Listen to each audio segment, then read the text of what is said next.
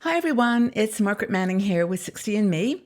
Thanks for being here this morning. I hope that you're doing good. Hope having a good day wherever you are. Thank you for being here. I've got a great morning started. I'm having my cleansing tea, my puka cleansing tea. It's got organic nettle, fennel, and peppermint.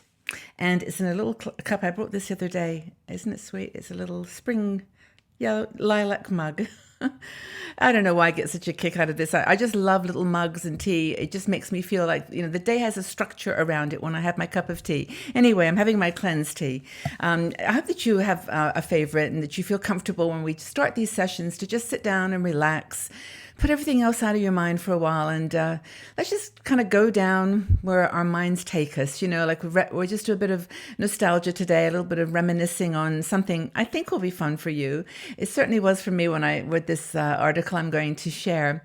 But I wanted to mention first that our sponsor for today's show is International Living. Now, International Living is a company who have been around for 40 some years, and they basically do an analysis of places for people to retire overseas. And so if you've got any kind of interest in whether you might want to live in another country or another place in your retirement, International Living is an excellent resource for you. And they have a guide. It's called the Global Retirement Index. If you go out to internationalliving.com and then /60 and me, they'll send you a link to the index for this year. And it's really fascinating. You'll be surprised which is number one country.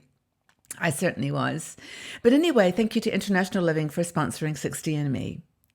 Now, the topic for today, though, is it's about retirement, but in a different way.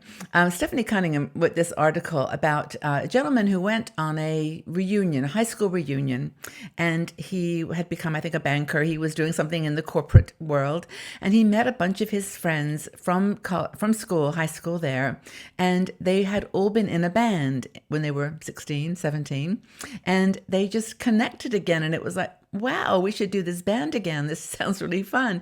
They're all in their 50s and 60s, late 50s and 60s.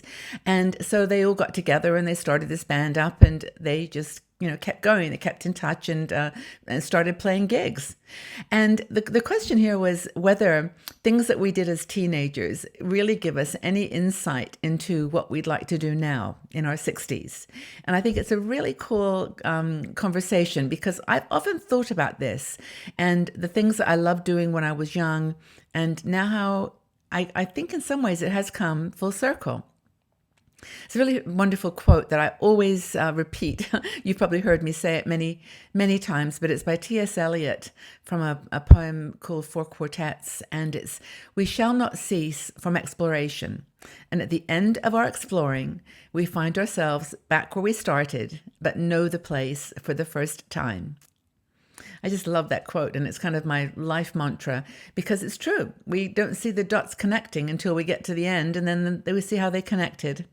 But anyway, this is an interesting story. She talks about a work by Dr. Maurice Massey on how we develop our values and how things that we do when we're young, have a very strong impact on us, but then we sometimes get distracted as we go into the next phase of our life. So basically, when we're young children, we accept our parents' values and culture. We have no choice really. When you're a little child, you just do what your parents ask you to do, and you're raised in that context, and your values are their values. Then, as a teenager, you start to interact with culture and with different lifestyles, and you get to then choose. You get to see which is the one that pulls you. Is it something that you expected, or are you fascinated by something completely different? That's why it's always so funny when you see grandchildren and you think, wow, what are they going to be when they grow up? And it's like, I have no idea. Even though they may have all the signs that they're going to be a little artist when they're tiny, they may end up in a totally different job. Because when they get to be teenagers, they start to develop their own value systems that are based on the influences around them and their own preferences. And then we go through life, right? And as we work, things happen and we change our values. We change values is our method of doing things, our way of living. We may focus on earning money or, maybe traveling or whatever we decide. It's our own making as we get to be adults. And then we reach 50 or 60 and we think, wow, I've got a whole new chapter here ahead of me I can write.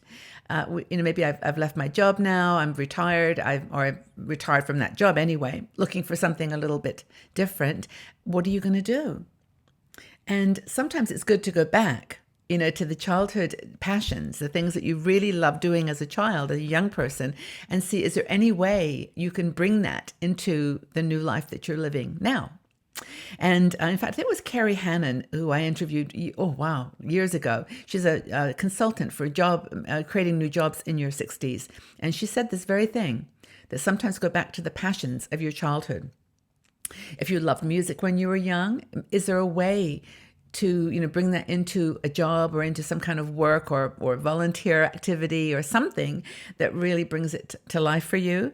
And that's what happened to these young men, these older men. As they were young men in the band, they thought, oh, we'll try it again as older men. So I guess the questions that Stephanie suggests are like, what were you interested in as a teenager? What did you like to do? What did you think was important then?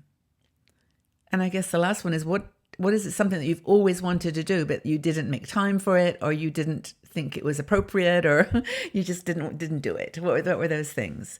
So look for some sort of principles that where there's some activity that you might be able to rejuvenate and change.